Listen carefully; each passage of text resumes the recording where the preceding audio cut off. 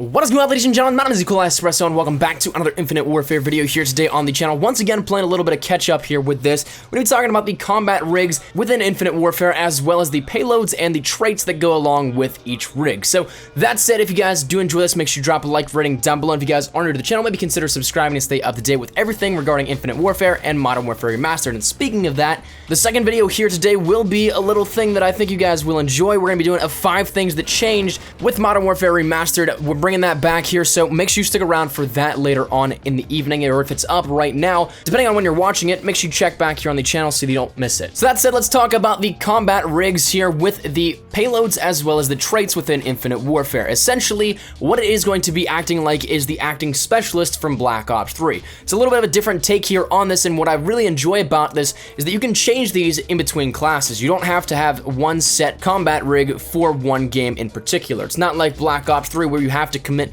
an entire game to one specialist. You can change these in between games, and they're set towards each class. So that said, there are 6 total. First, we have the Merc, which is the marksman class. We have the FTL, which is more of a stealthy class.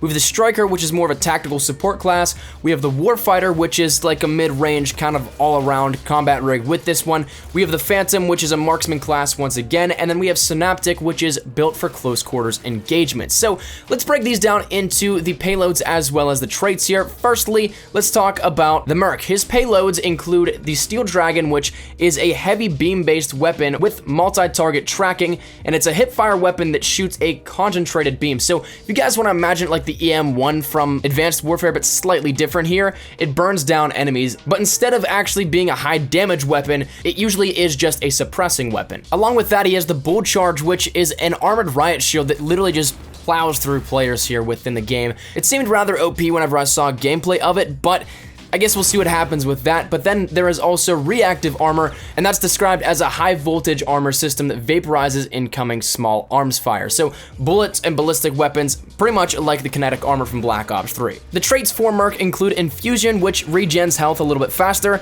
Man-at-Arms, which allows players to move almost seamlessly without any decrease in speed from the heavy weapons, and also you start out with max ammo, and then Shockwave, which if you activate this mid-air, it will activate and do a little bit of a ground slam here with it. Next up, we have FTL, whose payloads include Eraser, which this thing is beast. This is a great pistol. It's almost like the Annihilator pistol, but it's a little cooler of an animation upon killing, I think, but it's a compact experimental energy-based handgun that vaporizes enemies. As well, there is the FTL Jump, which is a burst that lets players rapidly traverse space to charge or escape. Then we have the Phase Shift as the third one, which displaces you into another dimension, avoiding damage, and only phased players can engage you. The traits include Supercharge, which will then allow killed enemies to drop cooldown packs that help your team boost their super meters. Perception offers additional situational awareness and alerts players if somebody is looking at them from off the screen. And then Power Slide, which enhances the sliding capabilities, including speed, distance, and allows you to aim down sight while doing so. Then we move over into Striker, whose payloads include a Gravity Vortex, which is a prototype launcher that will fire a slow-moving projectile, but it will distort gravity and pull in and damage enemies. Another thing he has is the Micro Turret, which is a compact, multi-surface deployable turret that definitely helps out and will be able to get you kills here with this. And then Centurion is the final one of the payloads, which destroys enemy projectiles and applies a magnetic field therein. The traits include Relay, which, if equipment is placed down, it will alert the player when an enemy target is in the sights of that equipment, a Trophy Drone, which will fly around with the player and then self-destruct to stop incoming grenades, and then finally it has Hardened, which any equipment and drones that have been placed down or are in the air with you have increased health and can also keep going if the player ends up dying. Next, we move over into Warfighter, whose payloads include the Claw, which this thing is just insane. It is like an SMG shotgun, but it's ridiculous. It's pretty crazy. I had a lot of fun playing with this one here. It allows you really to fire around blind corners. It's made for that, and it definitely does help and can get you some nice kills here. Then you also have Overdrive, which will grant you a temporary speed surge, and then you have Combat Focus, which will double streak points for a limited time. The traits include Ping, which will activate a sonar ping upon an enemy's death location and give the whereabouts of enemies in that location and there around it. Then there's also Persistence, which score streaks will no longer reset when you die, but instead it takes you a little bit longer to actually get your streaks. The point values are raised at that point. So you can only actually also with this only get your score streaks once per match. So It's kind of a trade-off here, depends on what you feel with it. But then you have also resupply, which allows you to resupply lethals and tacticals with scavenger bags after the kills have been attained. So that's something that is definitely useful if you guys like to use C4 or something like that, or grenades, just spam those. So it's definitely something to take into consideration. Next, we move over into Phantom, who has the payloads of the Ballista EM3, which is an electromagnetic projectile launcher and has increased penetration capability.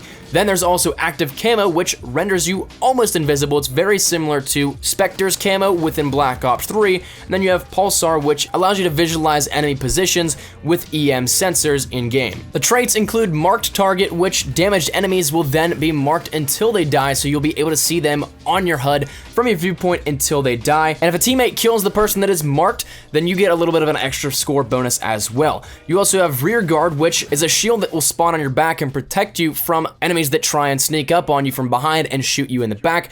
Definitely something very helpful if you guys are, say, a sniper or something like that. And then you have Heightened Senses, which if you ADS with a sniper rifle, you end up hearing a little bit more. It's almost like an awareness perk built in here, and you get a little bit of a warning icon whenever somebody is close to you. Now, the final combat rig is that of Synaptic, and his payloads include the Equalizer, which is integrated machine pistols, or rather machine guns, that almost act like the Akimbo FMGs from Modern Warfare 3, but they're a little bit more powerful, if that makes any sense here with it. Then he has also Reaper, which is a rapid melee ability here, and then Rewind, which rewinds your position and gives you more health and ammo. So kind of like Glitch, but with a little bit of an added bonus on top of that. Next, we have traits, which his include Rushdown, which is a faster recharging jump that if an enemy is directly in your peripherals, it'll damage them as well. And then there's Propulsion. If you activate it, you'll quickly dash in a horizontal direction. So kind of like the Advanced Warfare dashing, but not on such a grand scale. And then finally, there's Combat Burst, which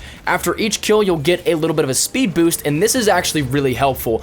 I use this playing out at COD XP, and it is seriously so helpful to be able to get across the map very fast here, and if you chain kills together, you're gonna have a lot faster of a speed, and it's just a high action, high paced gameplay mechanic with it. So that is all of the traits, all of the combat rigs, and all of the payloads here for Infinite Warfare. Hopefully this did help you guys out. Hopefully you guys did learn something new here with this, and if you guys did, make sure you drop a like rating down below. Really let us help the video out, and of course, if you guys are new to the channel, maybe consider subscribing to stay up to date with everything here within Infinite Warfare and Modern Warfare Remastered. Once again, we got 5 things that change coming here later in the day, or perhaps whenever you're watching this, it may already be up. But that said, thank you dudes so much for watching. My name's been Espresso. I'll see you guys later. Take care, and peace.